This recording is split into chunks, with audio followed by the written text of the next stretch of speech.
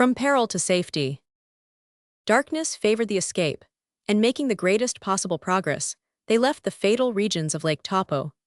Paganel assumed the guidance of the little party, and his marvelous instinct as a traveler was displayed anew during this perilous journey. He managed with surprising dexterity in the thick gloom, chose unhesitatingly the almost invisible paths, and kept constantly an undeviating course. At 9 o'clock in the morning they had accomplished a considerable distance, and could not reasonably require more of the courageous ladies. Besides, the place seemed suitable for an encampment. The fugitives had reached the ravine that separates the Kaimanawa and Wahiti ranges. The road on the right ran southward to Oberland. Paganel, with his map in his hand, made a turn to the northeast, and at 10 o'clock the little party had reached a sort of steep buttress, formed by a spur of the mountain. The provisions were taken from the sacks, and all did ample justice to them. Mary Grant and the Major, who had not hitherto been very well satisfied with the edible ferns, made this time a hearty meal of them. They rested here till 2 o'clock in the afternoon, then the journey towards the east was resumed, and at evening the travelers encamped 8 miles from the mountains. They needed no urging to sleep in the open air. The next day very serious difficulties were encountered. They were forced to pass through a curious region of volcanic lakes and geysers that extends eastward from the Wahiti ranges. It was pleasing to the eye, but fatiguing to the limbs. Every quarter of a mile there were obstacles, turns, and windings, far too many for rapid progress. But what strange appearances, and what infinite variety does nature give to her grand scenes.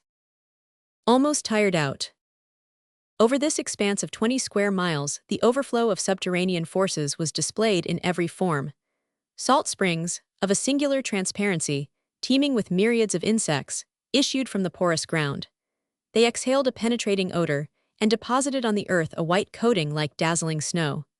Their waters, though clear, were at the boiling point, while other neighboring springs poured forth ice-cold streams. On every side waterspouts, with spiral rings of vapor, spurted from the ground like the jets of a fountain, some continuous, others intermittent, as if controlled by some capricious sprite. They rose like an amphitheater in natural terraces one above another, their vapors gradually mingling in wreaths of white smoke. And flowing down the semi-transparent steps of these gigantic staircases, they fed the lakes with their boiling cascades. It will be needless to dilate upon the incidents of the journey, which were neither numerous nor important. Their way led through forests and over plains. The captain took his bearings by the sun and stars. The sky, which was quite clear, was sparing of heat and rain. Still, an increasing weariness delayed the travelers, already so cruelly tried, and they had to make great efforts to reach their destination. However, they still conversed together, but no longer in common.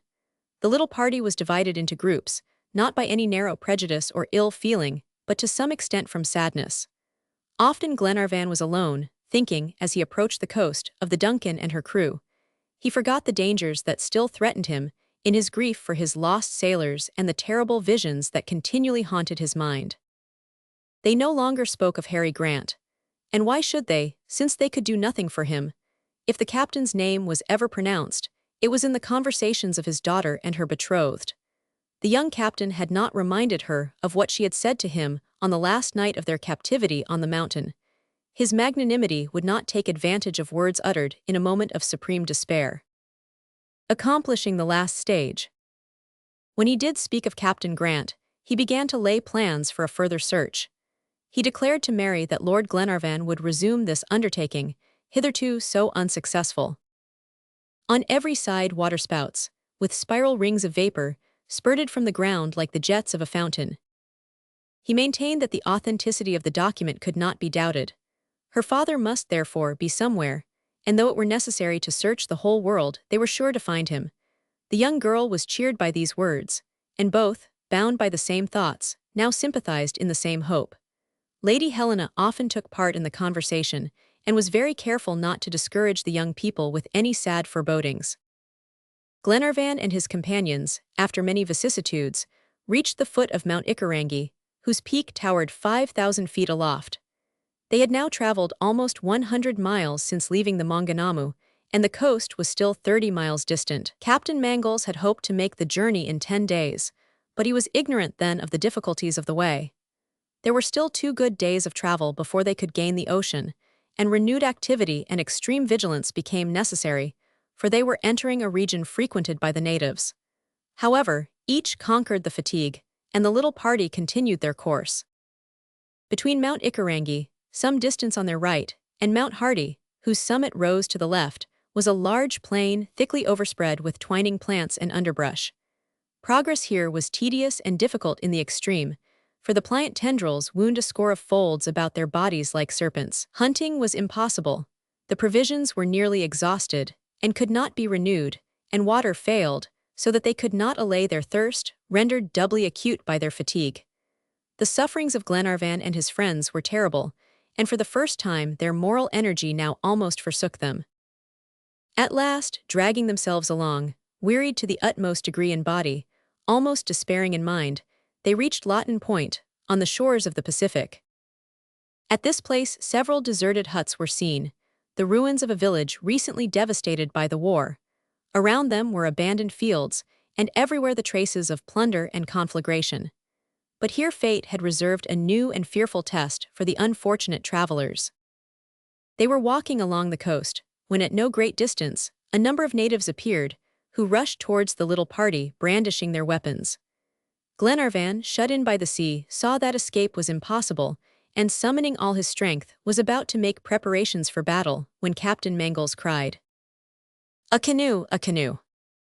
And truly, 20 paces distant, a canoe with 6 oars was lying on the beach. To rush to it, set it afloat, and fly from this dangerous place was the work of an instant. The whole party seemed to receive at once a fresh accession of bodily strength and mental vigor. In 10 minutes the boat was at a considerable distance. The sea was calm. The captain, however, not wishing to wander too far from the coast, was about to give the order to cruise along the shore, when he suddenly ceased rowing. He had observed 3 canoes starting from Lawton Point, with the evident intention of overtaking and capturing the unfortunate fugitives. To sea," cried he, "better perish in the waves than be captured." The canoe, under the strokes of its 4 oarsmen, at once put to sea, and for some time kept its distance. But the strength of the weakened fugitives soon grew less, and their pursuers gradually gained upon them. The boats were now scarcely a mile apart. There was therefore no possibility of avoiding the attack of the natives, who, armed with their long guns, were already preparing to fire. Death on every hand. What was Glenarvan doing? Standing at the stern of the canoe, he looked around as if for some expected aid. What did he expect? What did he wish? Had he a presentiment? All at once his face brightened. His hand was stretched towards an indistinct object. "A ship," cried he, "my friends, a ship, row, row." Not one of the 4 oarsmen turned to see this unexpected vessel, for they must not lose a stroke. Only Paganel, rising, directed his telescope towards the place indicated. "Yes," said he, "a ship, a steamer under full headway coming towards us. Courage, Captain." The fugitives displayed new energy, and for several moments longer they kept their distance. The steamer grew more and more distinct. They could clearly discern her masts, and the thick clouds of black smoke that issued from her smokestack. Glenarvan, giving the helm to Robert, had seized the geographer's glass, and did not lose a single movement of the vessel. But what were Captain Mangles and his companions to think when they saw the expression of his features change, his face grow pale, and the instrument fall from his hands? A single word explained this sudden emotion. "The Duncan," cried Glenarvan, "the Duncan and the convicts." "The Duncan," repeated the captain, dropping his oar and rising. "Yes, death on all sides," moaned Glenarvan, overcome by so many calamities.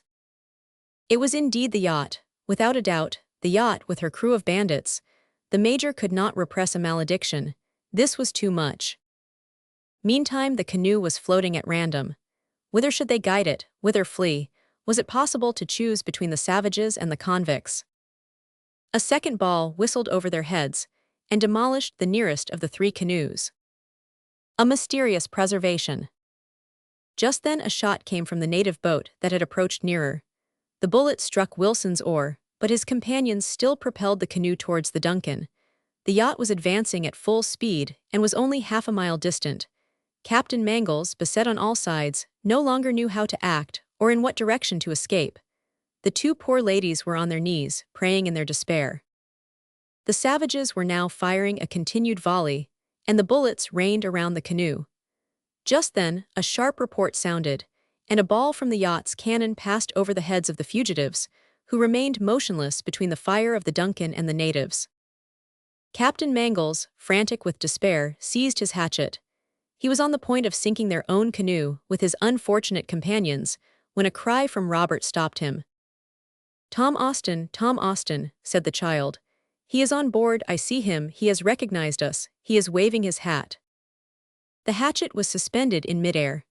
A second ball whistled over their heads and demolished the nearest of the three canoes, while a loud hurrah was heard on board the Duncan. The savages fled in terror towards the coast. Help, help, Tom! Cried Captain Mangles in a piercing voice. And a few moments afterwards the 10 fugitives, without knowing how or scarcely comprehending this unexpected good fortune, were all in safety on board the Duncan. Chapter 55. Why the Duncan went to New Zealand. The feelings of Glenarvan and his friends, when the songs of old Scotland resounded in their ears, it is impossible to describe. As soon as they set foot on deck, the bagpiper struck up a well-remembered air, while hearty hurrahs welcomed the owner's return on board.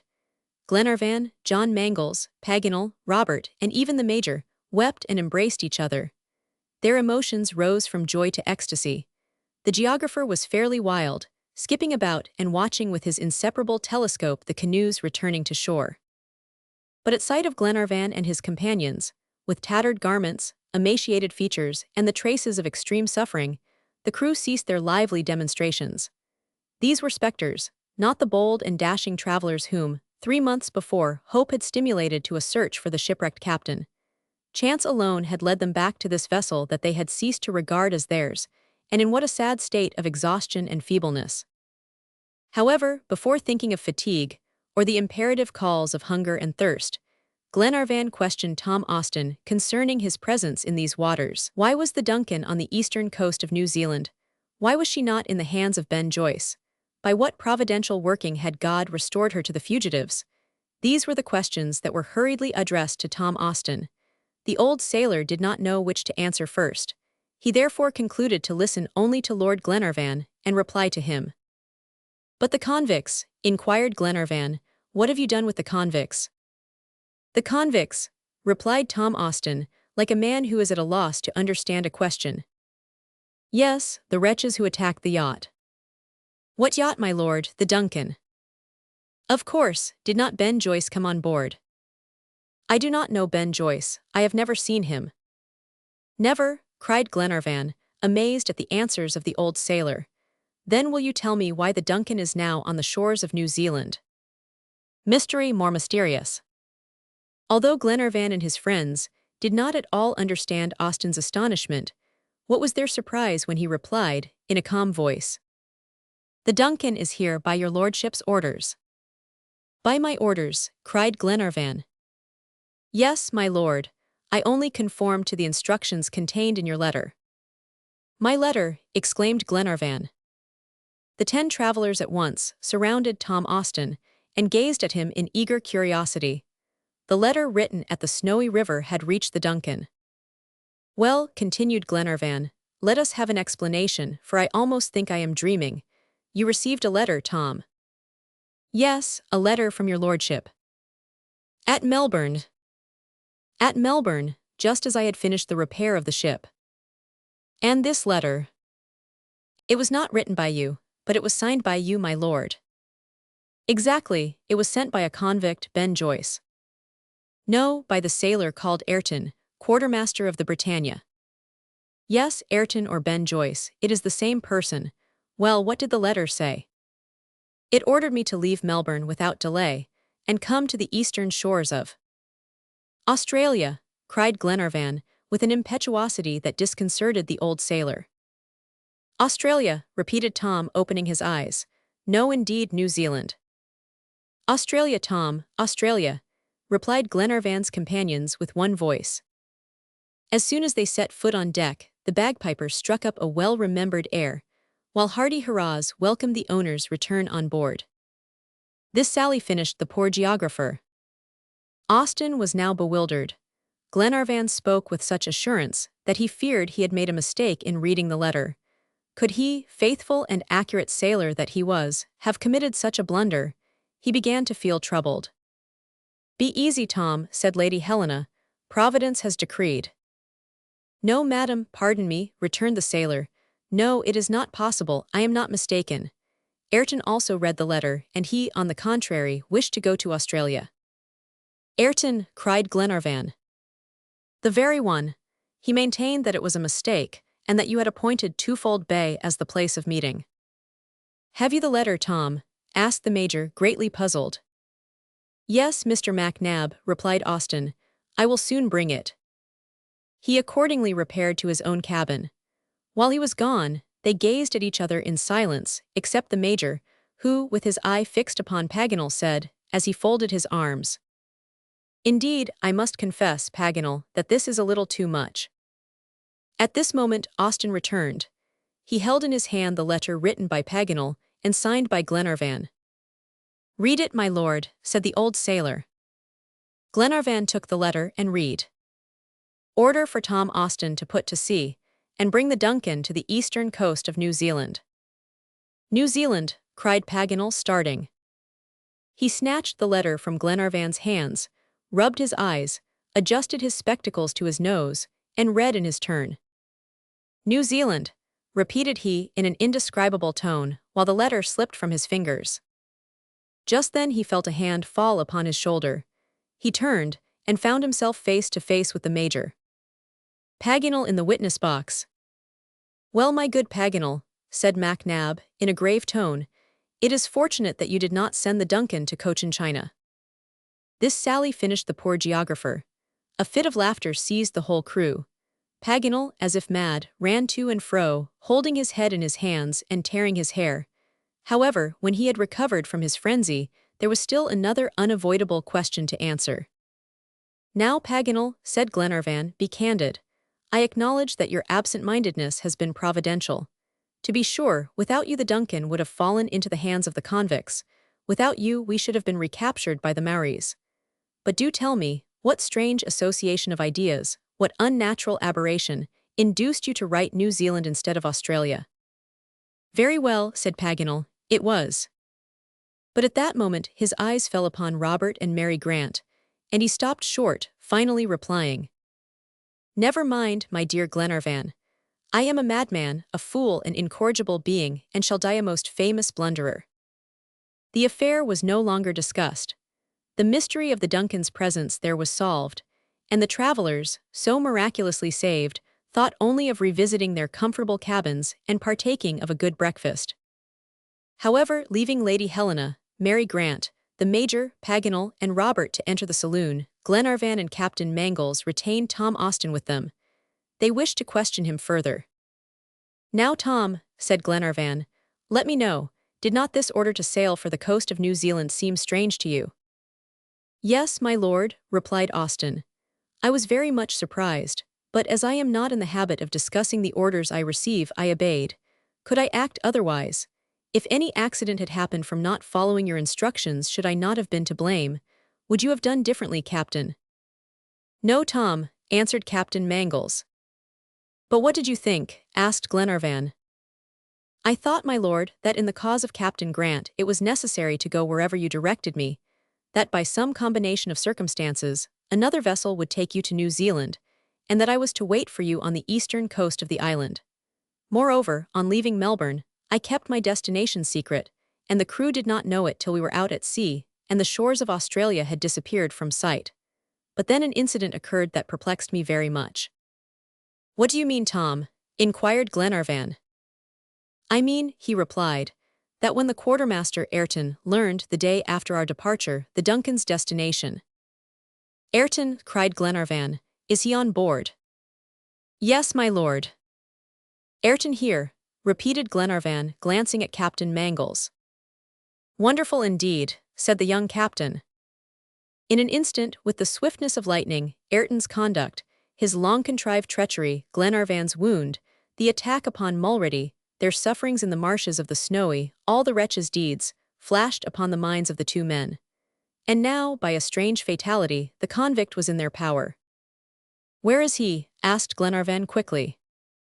"In a cabin in the forecastle," replied Tom Austin, "closely guarded." "Why this confinement?" An unofficial tribunal.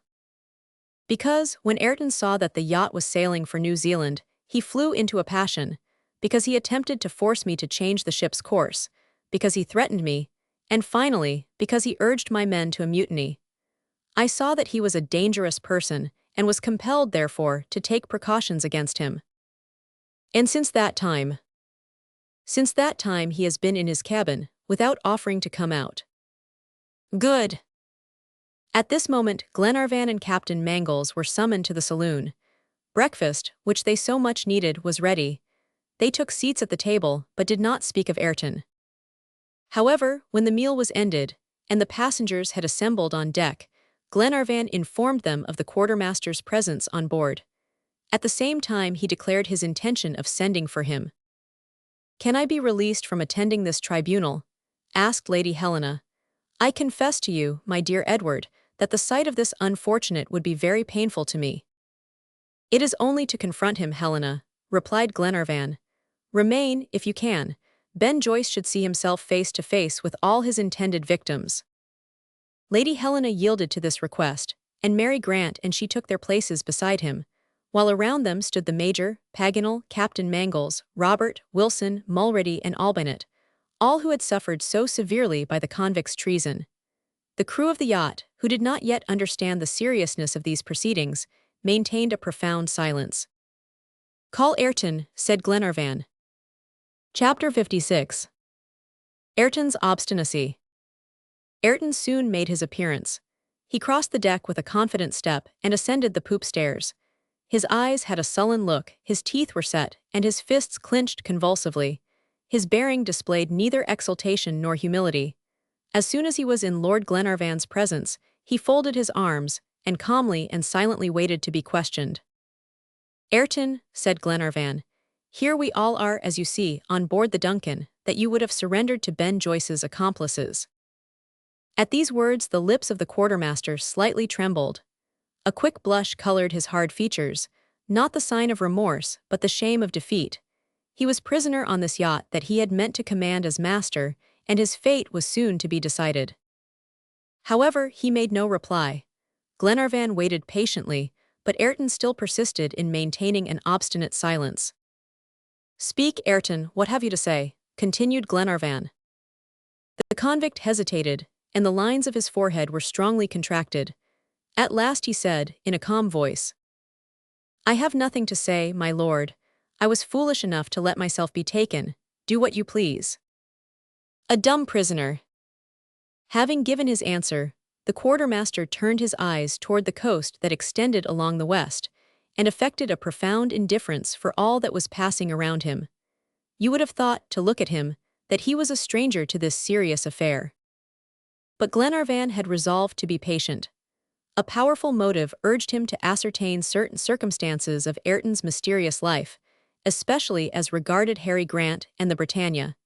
He therefore resumed his inquiries, speaking with extreme mildness, and imposing the most perfect calmness upon the violent agitation of his heart.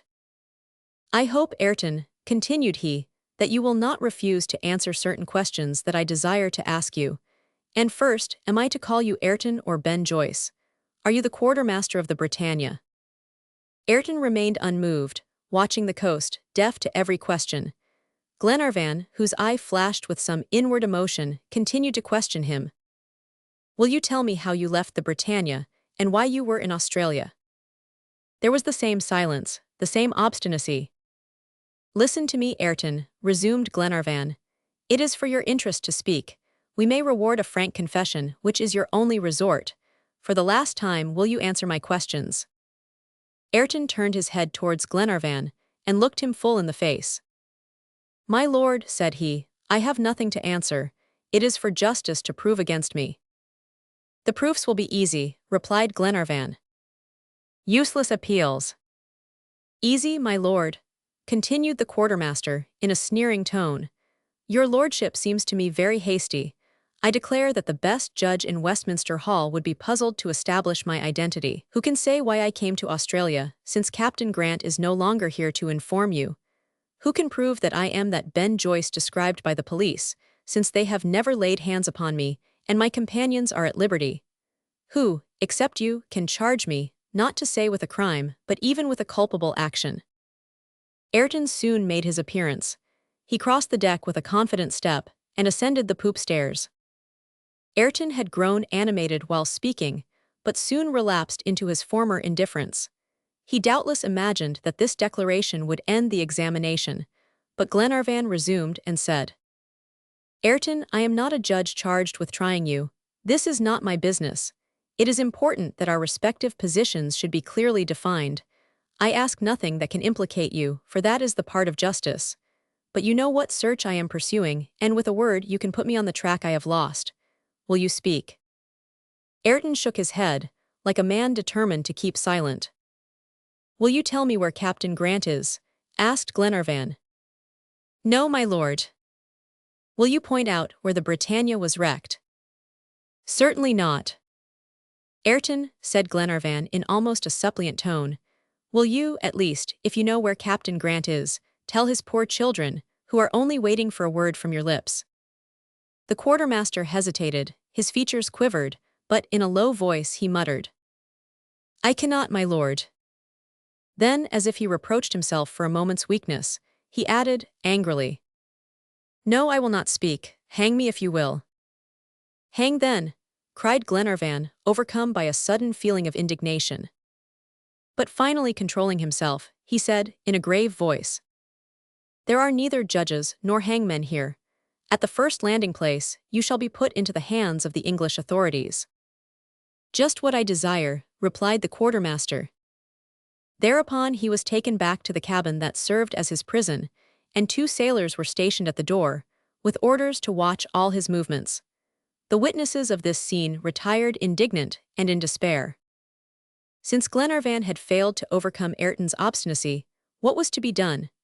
Evidently to follow the plan formed at Eden, of returning to England and resuming hereafter this unsuccessful enterprise, for all traces of the Britannia now seemed irrevocably lost. The document admitted of no new interpretation. There was no other country on the line of the 37th parallel, and the only way was to sail for home.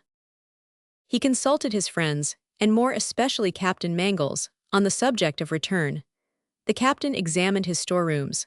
The supply of coal would not last more than 15 days. It was, therefore, necessary to replenish the fuel at the first port. He accordingly proposed to Glenarvan to sail for Talcahuano Bay, where the Duncan had already procured supplies before undertaking her voyage. This was a direct passage. Then the yacht, with ample provisions, could double Cape Horn and reach Scotland by way of the Atlantic. This plan being adopted, the engineer was ordered to force on steam. Half an hour afterwards, the yacht was headed towards Talcahuano, and at 6 o'clock in the evening, the mountains of New Zealand had disappeared beneath the mists of the horizon. Womanly influence. It was a sad return for these brave searchers, who had left the shores of Scotland with such hope and confidence. To the joyous cries that had saluted Glenarvan on his return succeeded profound dejection. Each confined himself to the solitude of his cabin, and rarely appeared on deck. All, even the loquacious Paganel, were mournful and silent. If Glenarvan spoke of beginning his search again, the geographer shook his head like a man who has no more hope, for he seemed convinced as to the fate of the shipwrecked sailors. Yet there was one man on board who could have informed them about this catastrophe, but whose silence was still prolonged. There was no doubt that the rascally Ayrton knew, if not the actual situation of the captain, at least the place of the shipwreck. Probably Harry Grant, if found, would be a witness against him. Hence he persisted in his silence, and was greatly enraged, especially towards the sailors who would accuse him of an evil design. Several times, Glenarvan renewed his attempts with the quartermaster. Promises and threats were useless. Ayrton's obstinacy was carried so far, and was so inexplicable, that the major came to the belief that he knew nothing, which opinion was shared by the geographer, and corroborated his own ideas in regard to Captain Grant. But if Ayrton knew nothing, why did he not plead his ignorance? It could not turn against him, while his silence increased the difficulty of forming a new plan. Ought they to infer the presence of Harry Grant in Australia from meeting the quartermaster on that continent? At all events, they must induce Ayrton to explain on this subject. Lady Helena, seeing her husband's failures, now suggested an attempt in her turn to persuade the quartermaster. Where a man had failed, perhaps a woman could succeed by her gentle entreaty. Glenarvan, knowing the tact of his young wife, gave his hearty approval. Ayrton was, accordingly, brought to Lady Helena's boudoir. Mary Grant was to be present at the interview, for the young girl's influence might also be great, and Lady Helena would not neglect any chance of success. For an hour the two ladies were closeted with the quartermaster, but nothing resulted from this conference. What they said, the arguments they used to draw out the convict's secret, all the details of this examination, remained unknown. Moreover, when Ayrton left them, they did not appear to have succeeded, and their faces betokened real despair. For an hour the two ladies were closeted with the quartermaster, but nothing resulted from this conference. He contented himself with shrugging his shoulders, which so increased the rage of the crew, that nothing less than the intervention of the captain and his lordship could restrain them. When the quartermaster was taken back to his cabin, therefore, the sailors saluted his appearance with violent threats. But he contented himself with shrugging his shoulders, which so increased the rage of the crew, that nothing less than the intervention of the captain and his lordship could restrain them. But Lady Helena did not consider herself defeated. She wished to struggle to the last with this heartless man, and the next day she went herself to Ayrton's cabin, to avoid the scene that his appearance on deck occasioned. For 2 long hours, this kind and gentle Scotch lady remained alone face to face with the chief of the convicts. Glenarvan, a prey to nervous agitation, lingered near the cabin, now determined to thoroughly exhaust the chances of success, and now upon the point of drawing his wife away from this painful and prolonged interview. But this time, when Lady Helena reappeared, her features inspired confidence. Had she then brought this secret to light and stirred the dormant feeling of pity in the heart of this poor creature? Mac Nab, who saw her first, could not repress a very natural feeling of incredulity. However, the rumor soon spread among the crew that the quartermaster had at length yielded to Lady Helena's entreaties. All the sailors assembled on deck more quickly than if Tom Austin's whistle had summoned them. "Has he spoken?" asked Lord Glenarvan of his wife. "No," replied Lady Helena, "but in compliance with my entreaties he desires to see you." "Ah, dear Helena, you have succeeded." "I hope so, Edward." "Have you made any promise that I am to sanction?" "Only one, that you will use all your influence to moderate the fate in store for him." "Very businesslike." "Certainly, my dear Helena, let him come to me immediately." Lady Helena retired to her cabin, accompanied by Mary Grant, and the quartermaster was taken to the saloon where Glenarvan awaited him. Chapter 57. A discouraging confession. As soon as the quartermaster was in Lord Glenarvan's presence, his custodians retired. "You desired to speak to me, Ayrton," said Glenarvan. "Yes, my lord," replied he. "To me alone?" "Yes, but I think that if Major Mac Nab and Mr. Paganel were present at the interview, it would be better." "For whom?" "For me." Ayrton spoke calmly. Glenarvan gazed at him steadily, and then sent word to Mac Nab and Paganel, who at once obeyed his summons. "We are ready for you," said Glenarvan, as soon as his two friends were seated at the cabin table. Ayrton reflected for a few moments, and then said, "My lord, it is customary for witnesses to be present at every contract or negotiation between two parties. That is why I requested the presence of Mr. Paganel and Major Mac Nab, for properly speaking, this is a matter of business that I am going to propose to you." Glenarvan, who was accustomed to Ayrton's manners, betrayed no surprise, although a matter of business between this man and himself seemed strange. "Do you agree or not?" "Bargaining for terms." "What is this business?" said he. "This is it," replied Ayrton. "You desire to know from me certain circumstances which may be useful to you. I desire to obtain from you certain advantages which will be valuable to me. Now, I will make an exchange, my lord. Do you agree or not?" "What are these circumstances?" asked Paganel quickly. "No," corrected Glenarvan. "What are these advantages?" Ayrton bowed, showing that he understood the distinction. "These," said he, "are the advantages for which I petition. You still intend, my lord, to deliver me into the hands of the English authorities?" "Yes, Ayrton, it is only justice." "I do not deny it, replied the quartermaster. "You would not consent, then, to set me at liberty." Glenarvan hesitated before answering a question so plainly asked. Perhaps the fate of Harry Grant depended upon what he was about to say. However, the feeling of duty towards humanity prevailed, and he said, "No, Ayrton, I cannot set you at liberty." "I do not ask it," replied the quartermaster proudly. "What do you wish, then?" "An intermediate fate, my lord, between that which you think awaits me and the liberty that you cannot grant me. And that is to abandon me on one of the desert islands of the Pacific with the principal necessaries of life. I will manage as I can and repent if I have time." Glenarvan, who was little prepared for this proposal, glanced at his two friends, who remained silent. After a few moments of reflection, he replied, "Ayrton, if I grant your request, will you tell me all that it is for my interest to know?" "Yes, my lord, that is to say, all that I know concerning Captain Grant and the Britannia." "The whole truth?" "The whole." "But who will warrant—" "Oh, I see what troubles you, my lord. You do not like to trust me to the word of a malefactor. That is right. But what can you do? The situation is thus. You have only to accept or refuse." "I will trust you, Ayrton," said Glenarvan simply. "And you will be right, my lord. Moreover, if I deceive you, you will always have the power to revenge yourself." "How?" "By recapturing me on this island, from which I shall not be able to escape." Ayrton had a reply for everything. He met all difficulties, and produced unanswerable arguments against himself. As was seen, he strove to treat in his business with good faith. It was impossible for a person to surrender with more perfect confidence, and yet he found means to advance still further in this disinterested course. "My lord and gentlemen," added he, "I desire that you should be convinced that I am honorable. I do not seek to deceive you, but am going to give you a new proof of my sincerity in this affair. I act frankly, because I rely upon your loyalty." "Go on, Ayrton," replied Glenarvan. "My lord, I have not yet your promise to agree to my proposition, and still, I do not hesitate to tell you that I know little concerning Harry Grant." "Little?" cried Glenarvan.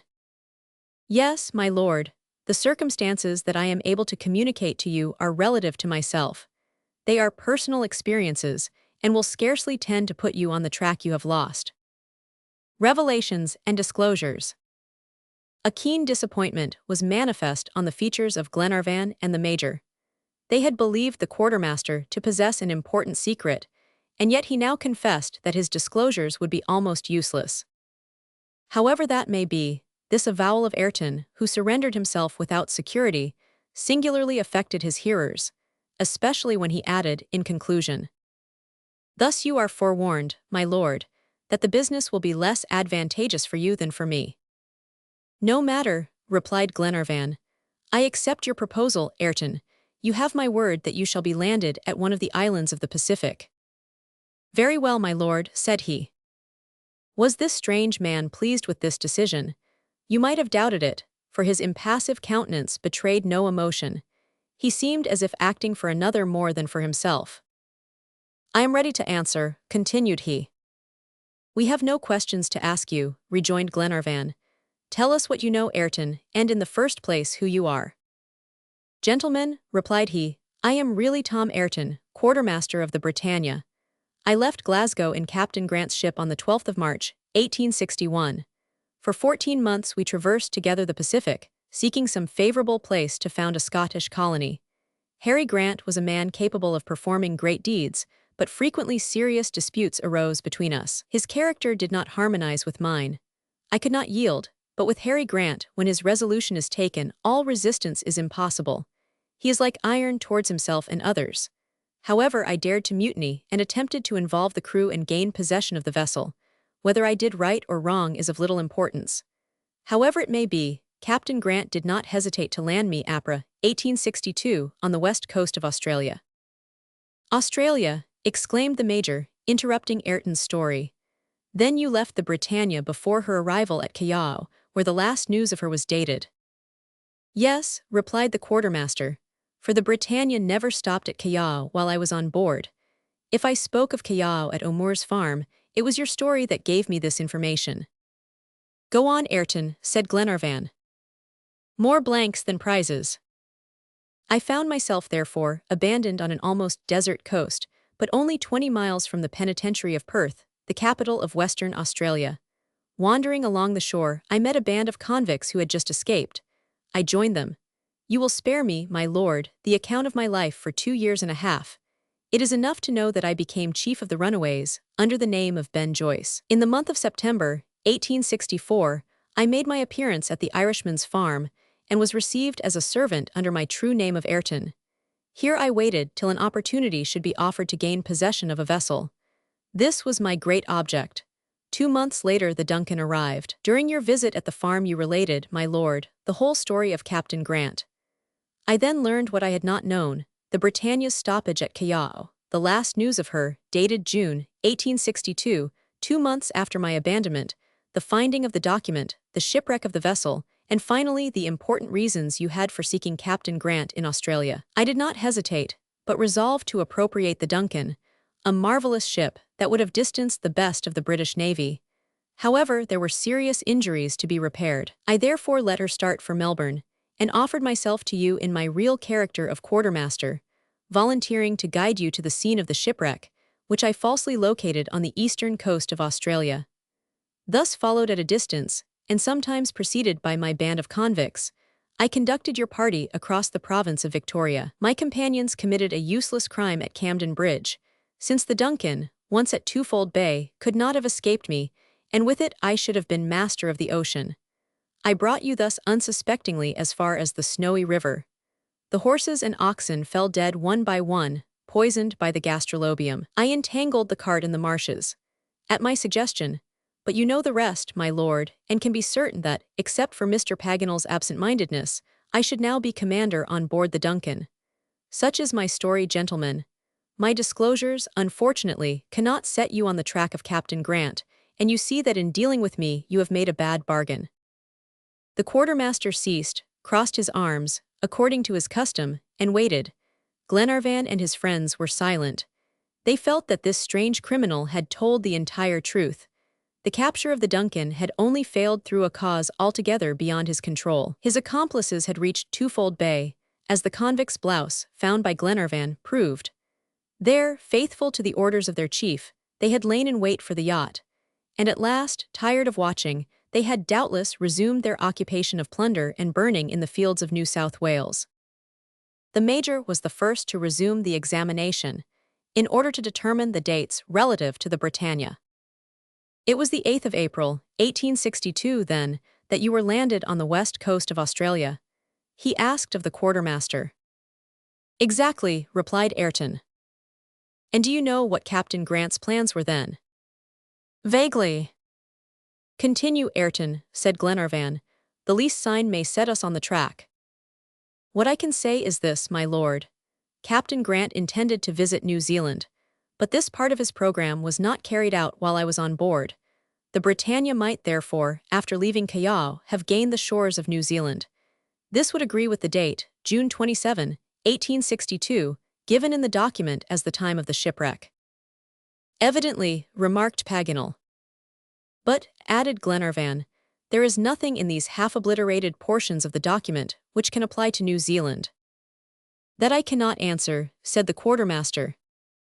Well, Ayrton, continued Glenarvan, you have kept your word, and I will keep mine. We will decide on what island of the Pacific you shall be abandoned. Oh, it matters little to me, answered Ayrton. Return to your cabin now, and await our decision. The quartermaster retired, under guard of the 2 sailors. This villain might have been a great man, observed the Major. Yes, replied Glenarvan. He has a strong and self-reliant character. Why must his abilities be devoted to crime? But Harry Grant. I fear that he is forever lost. Poor children, who could tell them where their father is? Cried Paganel. As we have remarked, the geographer, although so loquacious and excitable usually, had scarcely spoken during Ayrton's examination. He had listened in total silence. But this last word that he had uttered was worth more than all the others, and startled Glenarvan at once. You Paganel, he exclaimed, do you know where Captain Grant is? As well as can be known, answered the geographer. And how do you know? By that everlasting document. A geographer's reminiscences. Ah, said the major, in a tone of the most thorough incredulity. Listen first, MacNab, and shrug your shoulders afterwards. I did not speak before because you would not have believed me. Besides, it was useless. But if I speak today, it is because Ayrton's opinion corroborates mine. Then New Zealand, asked Glenarvan. Hear and judge, replied Paganel. I did not commit the blunder that saved us without reason. Just as I was writing that letter at Glenarvan's dictation, the word Zealand was troubling my brain. You remember that we were in the cart. MacNab had just told Lady Helena the story of the convicts, and had handed her the copy of the Australian and New Zealand Gazette that gave an account of the accident at Camden Bridge. As I was writing, the paper lay on the ground, folded so that only 2 syllables of its title could be seen, and these were Aland. What a light broke in upon my mind. Aland was one of the very words in the English document, a word that we had hitherto translated ashore, but which was the termination of the proper name Zealand. Ha! Cried Glenarvan. Yes, continued Paganel with profound conviction. This interpretation had escaped me, and do you know why? Because my examinations were naturally confined more particularly to the French document, where this important word was wanting. Ho, ho, laughed the major. That is too much imagination, Paganel. You forget your previous conclusions rather easily. Well, Major, I am ready to answer you. Then what becomes of your word austral? It is what it was at first. It simply means the southern Australs countries. Very well, but that word Indi, that was first the root of Indians, and then of natives, indigenes. The third and last time, it shall be the first 2 syllables of the word indigence, destitution. Encantin, cried MacNab, does it still signify continent? No, since New Zealand is only an island. Then, inquired Glenarvan.